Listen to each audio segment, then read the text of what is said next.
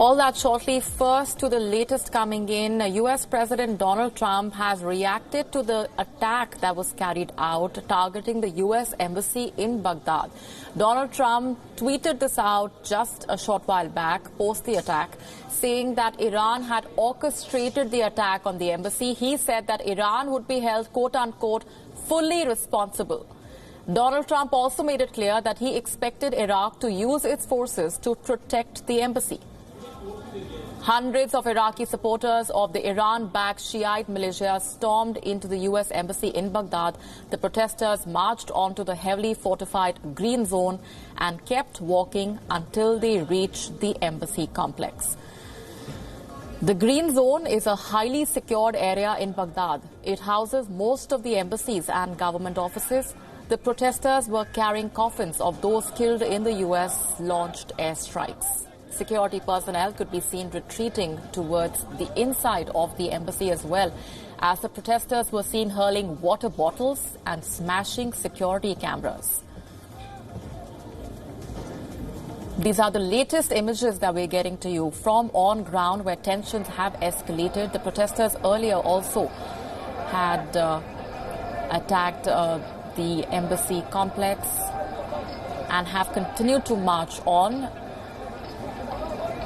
The U.S. ambassador and other staff were earlier evacuated from the embassy as tear gas had to be fired to try and disperse the protesters. Sounds of gunfire could also be heard from the embassy. Several have been left angry with the American airstrikes that killed 25 fighters from the Kataib Hezbollah group. The United States has released a video of the airstrike as well, and that footage showed 5 separate targets being leveled by U.S. drones and F-15 fighter jets.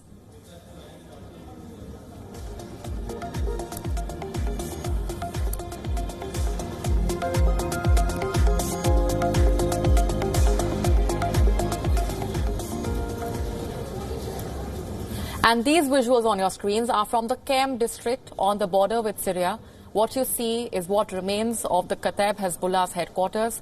A total of 5 command centers were targeted by the American forces, and 25 Kataib Hezbollah fighters were neutralized. The U.S. has termed the strikes as defensive. They claim to have been moved to action by the rocket strike on the town of Kirkuk.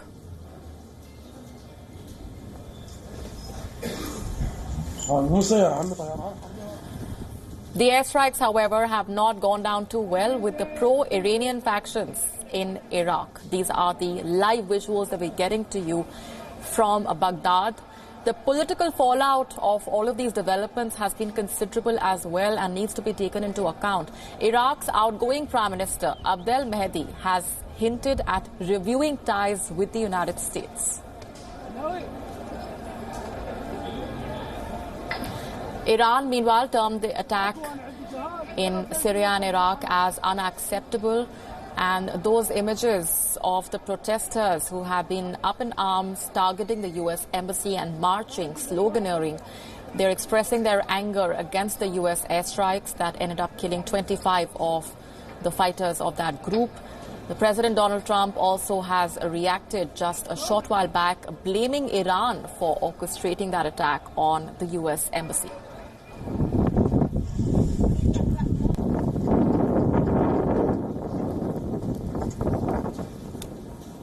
Let's go straight across now to former Indian ambassador to Saudi Arabia, Iran and UAE, Ambassador Talmiz Ahmad, joining us. Thanks very much, sir, for speaking with us. Let me begin by asking you for your initial assessment of what we are witnessing. Some would say this comes along expected lines, given the mobilization efforts that have been going on for the last few hours and the scenes that we are witnessing now from right outside the U.S. Embassy. You see, to see this in perspective, we should note that there are separate competitions taking place in Iraq, even as we speak.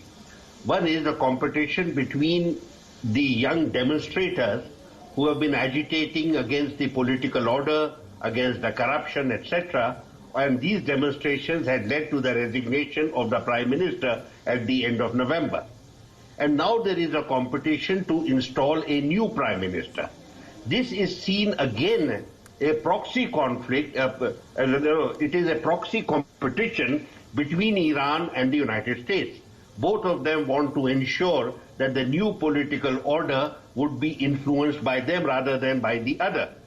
And you have a third competition that is taking place, and that is with regard to the American policy itself.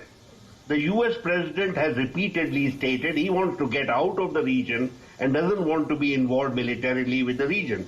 But he still has advisors who are extremely anxious to provoke a US-Iran competition and confrontation, possibly even a major conflict in the region.